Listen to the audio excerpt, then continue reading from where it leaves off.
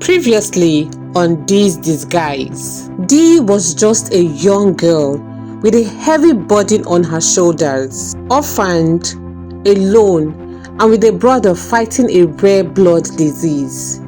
The only hope? A surgery that cost 80 million naira. Money she didn't have and no one to turn to. Then came a lifeline, a national coding competition. Dee had a strong skill for coding, and the grand prize is big enough to change everything. But there was a catch. It was only for boys. Still, Dee didn't back down. She cut her hair, changed her name, and stepped into the competition disguised as a boy. Not for fame, not for pride. She did it for one reason only: to save her brother's life. If you haven't seen the first episode, please go and watch it now. The link is in the description. Don't forget to like and drop a comment. I always look forward to hearing your thoughts. And if you haven't subscribed yet, this is your moment. You're welcomed here anytime. Please do subscribe. Alright, no time to waste. Let's jump right into episode 2. The coding hall didn't feel like a classroom. It felt like a battleground. It was huge, cold and quiet, with tall ceilings and glowing spotlights that made every desk feel like its own little stage. Rows and rows of computers stretched across the room, each one lighting up a boy, head bent, eyes focused, fingers dancing across the keyboard. Among them sat one contestant who didn't quite belong, but no one knew. Her name, Dee, but here she was known as Dayo Ekene. Her hoodie was pulled up, her hair cropped low. She looked just like the others, serious, silent, locked in. But under that hoodie was a girl carrying the weight of the world. A girl fighting for the life of her brother. No one could tell, and that was the point. Each contestant was sealed in a glass cubicle, no talking, no distraction, just them and the code. A live timer ticked on every screen. The challenge had begun. While others hesitated or backspaced, Dee moved steadily and sure. No fear, no falls, just fire in her eyes.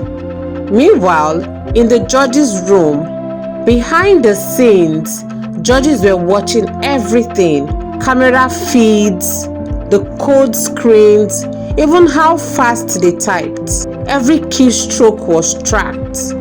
One judge leaned in. Who is contestant 017? Dayo. Very clean logic. Hardly any errors. That's rare. Another nodded. That's someone who knows exactly what they are doing. Outside the competition arena, the whole tech world was watching. Cafes, living rooms, schools, everyone tuned in. They watched as each contestant ran their code, and a leaderboard that updated in real time. Back in the arena, the countdown ends. The clock ticked down, the contestants scrabbled, some panicked, but Dee, she was calm. Her code ran smoothly. It worked. Clean, functional, original. Goes the sound of the buzzer. Time was up. Screens went dark. Submissions were locked in. A voice then echoed through the hall. Thank you, contestants. Results will be posted within 24 hours. Later that evening, Dee arrived at the dorm room assigned to her. It was simple: 2 bunk beds, bags, dim hallway lights. She dropped her bag, sat down, and then took a deep breath. Suddenly, the door burst open. "Yo, roomie!" came a loud, cheerful voice. A tall, skinny boy walked in like he owned the place. "Hi, I'm Toby. You can call me a code freak, snack king, and part-time motivational speaker." Dee just nodded. Toby then raised an eyebrow. Ah, strong silent type, abi? Respect. He jumped on his bunk, chatting non-stop. Guy, today was wild. I thought my brain would explode though. That last bug almost finished me. Dee quietly unpacked. No noise, no attention. She was simply nodding her head. Toby leaned over. So, what's your name? Wait, let me guess. Tech Ninja. Code Messiah.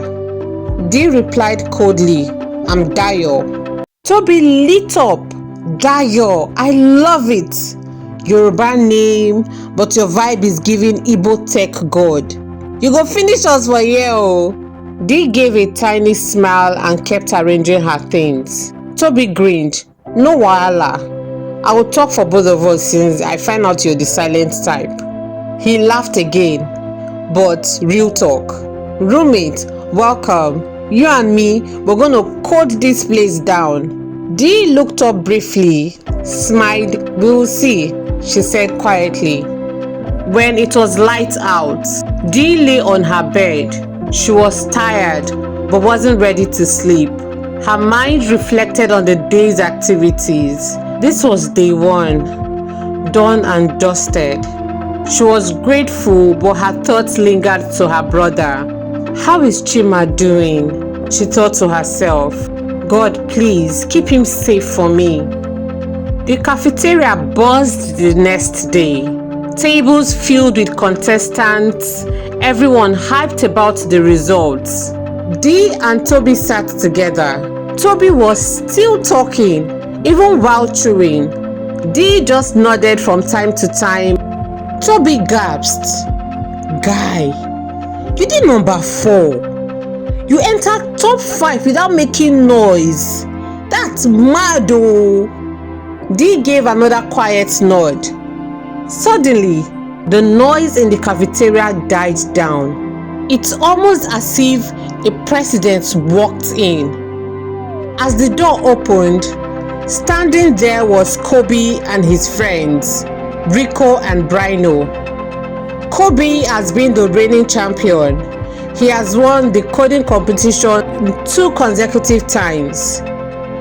He scanned the room like a tech god, then locked eyes on Dee and Toby. Let's go say hello, he said to his friends. They walked over there, calm but intimidating. Yo, Kobe said. Toby, and you, the quiet one, Dayo, right? Toby stayed polite. Hey Kobe, congrats again on topping the board. Kobe smirked. Some of us don't chase thrones, we are the throne. Then he turned to Dee. You code alright? Too good for someone nobody's heard of. Dee didn't respond, she didn't look up. She just continued eating her food, one spoon at a time. Kobe narrowed his eyes.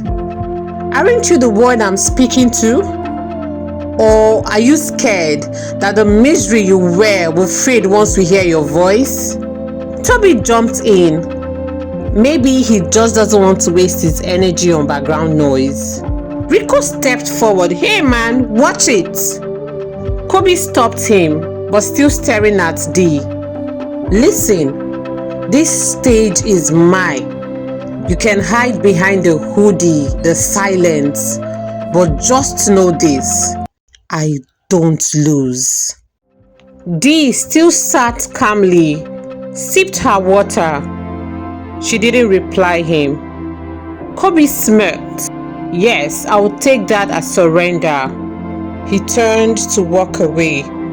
Just before leaving, he looked over his shoulder and said, loud enough for the room to hear, let the world watch, but they already know the truth. Some thrones don't move. Then he and his crew walked off. Slowly, the noise returned.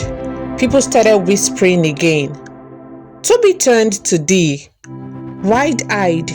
Are you serious? Dee took another bite, still calm. Toby shook his head in disbelief. That guy just gave a whole villain speech like Thanos, and you didn't even blink. Dee's voice was soft but sharp. I didn't come here to blink. Toby stared at her, half amazed, half scared. Dee wasn't just here to play. She came to win, and she wasn't backing down. It was late at night in the dormitory. The lights were off, except for the soft glow from Toby's laptop. Dee was already asleep, her hoodie pulled over her head, her back turned to the room. Toby sat up, watching the replay of the competition live stream again. The screen was split, one side showing lines of code, the other showing camera feeds of each contestant. Let's see how Mr. Misery cracked that algorithm in 14 minutes, he thought. He scrolled to this section, slowed the video, and leaned closer. There was something about the way Dee typed. Smooth, fast, almost graceful. Then came a short moment on her camera. She nodded at a technical pop-up, her eyes narrowing slightly. There was emotion there, focused, sharp, but also soft. Something didn't quite fit. That wasn't normal. That was clean, almost surgical. He paused, eyes still on the screen. Then he shrugged, closed the laptop and lay back. The next morning, sunlight slipped into the room. Toby woke up before his alarm, feeling proud. Let me see how it feels to beat Dee out of bed for once, he thought, stretching with a smile. He turned towards Dee's bunk, but it was empty. Toby walked casually towards the bathroom and pushed the door open without thinking. Ah! Shut the door! What the heck? Dee's voice rang out in panic. Water splashed, a towel rustled, a hand slapped the wall. Toby froze, still holding the doorknob. His mouth dropped open, his brain stopped working. What the? He quickly slammed the door shut and leaned against it, heart racing. Was that? His face tightened with confusion. He blinked, shook his head hard. No way, no way. Inside, Dee's voice came again, trying to sound normal but clearly shaking. You don't just barge into a bathroom, Toby. Knock at least. Toby stammered, still dazed. Sorry, I thought you were out. I just wanted to get an early start. There was a pause. Then Dee's voice softened just a little. It's fine, just give me a second. Toby stood still, breathing slowly, his mind processing what had just happened. Why did he scream like that? Why was he covering his chest? He stepped away from the door, sat quietly on his bunk, rubbed his hands together. Something is not adding up. But he didn't say a word. He just waited. A few minutes later, Dee returned. She was dressed, her hoodie was zipped up, headphones in place. She walked past him without making eye contact. Toby looked at her, opened his mouth to speak, then stopped. Instead, he picked up his laptop and began to type. Whoever Dayo really is, one thing is for sure. He codes like a beast. And me? I'm still here to learn. He didn't look up again, but the questions in his head were just getting started. Evening settled over the competition lounge. The room was quiet now, filled with a soft blue glow from the light above. Most contestants were scattered at tables, some still coding, others chatting in hushed tones. Toby sat alone in one corner, headphones on, focused. Dee was nowhere to be seen. Across the room, Kobe sat with his crew, Rico and Brino, but they weren't working on code. Their eyes were locked on screens, but their focus was different. They were hunting. Rico frowned at his laptop. Instagram, nothing. Twitter, zero. Even Facebook, not even an abandoned account. Who is this guy? Brino was scrolling on his phone. I searched the name Dayo Ekene everywhere. Nada. Clean. Kobe leaned back slightly, a faint smirk on his lips. But his eyes were sharp. Exactly. No trace, no photos, no rants, no old hackathon posts, not even a school project, nothing. Rico shook his head. Bro, what 20-year-old coder hasn't posted a debunking at 3 a.m. selfie at least once? Kobe's face grew serious. Unless he is not who it says he is. They all fell quiet for a moment. Kobe began tapping his fingers slowly on the table. People don't just appear out of thin air and rank top 5. Brino looked up. Maybe it's a fake name. Rico leaned in. Or maybe it's not even a guy. Kobe turned his head slowly. Say that again? I mean, Rico said carefully, eyes still on the screen. No offense, but did you see the hands? The way he walks? So graceful. And the voice? It's kinda soft. Kobe sat back, his eyes narrowing. The room around him seemed to fade as a new thought took shape. You might be onto something, he said quietly. He looked towards the dorm hallway, towards Dee's room. His eyes darkened, full of quiet suspicion. If there is one thing I know, it's when someone is playing the long game, and I'm about to find out. The next morning, sunlight poured gently through the trees lining the compound. Contestants walked in groups towards the main coding hub, chatting and laughing, their energy fresh for the day. Dee walked alone. Her hoodie was up, her bag slung across her shoulder, calm, always calm. Then, out of nowhere, Kobe stepped into her path. Rico and Brino flanked him, their eyes sharp and watchful. Morning, Dayo, Kobe said, voice smooth but loaded with meaning. Dee stopped. She looked up slowly, eyes unreadable.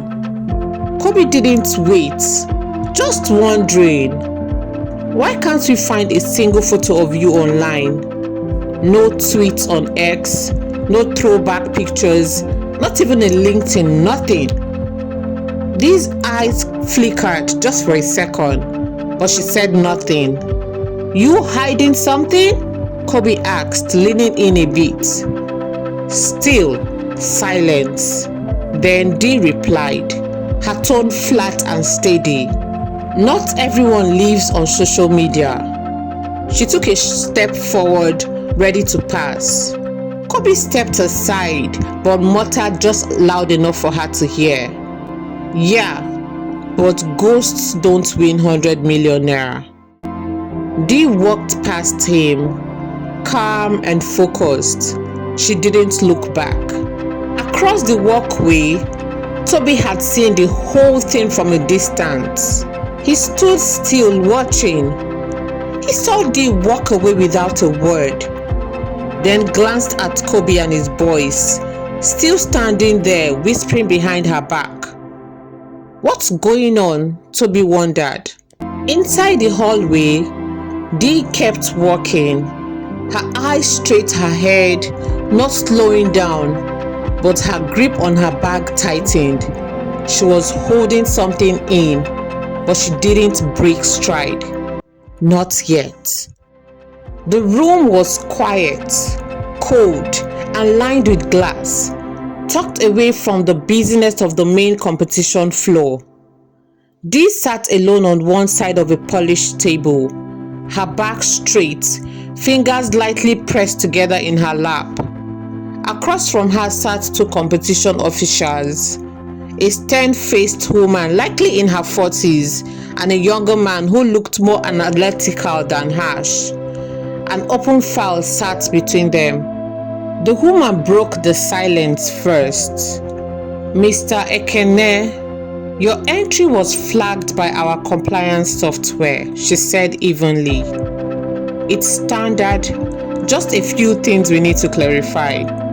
The man gave a reassuring nod. "No panic, we just need to re-verify a few personal details. Your age, national ID, and your gender marker."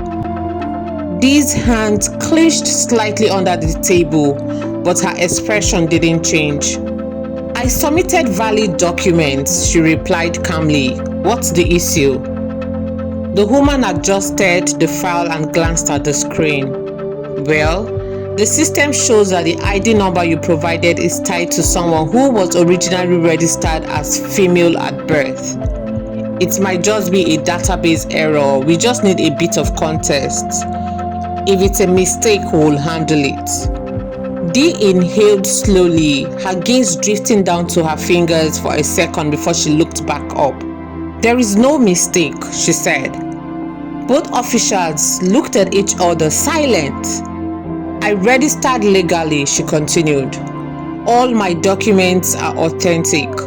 I changed my gender marker through a court affidavit last year for personal reasons. And the name? It's not fake, it's mine." The man flipped back through the file, tapped rapidly on his tablet, then paused. "The affidavit is attached. It checks out." He leaned back in his chair. The woman nodded, her tone softening. "Thank you for confirming, Mr. Ekene. That will be all for now." Dee rose calmly from her seat, gave a respectful nod, and walked out without another word. I hope you enjoyed this episode. Stay tuned for episode 3 where the final face-off begins. Will Kobe let Dee outshine him again? Will Dee's true identity survive another day? And what happens when a viral moment turns everything upside down? The battle is no longer just about code. It is about pride, secrets, and survival. See you on the next episode. Keep loving yourself. Bye for now. Mwah.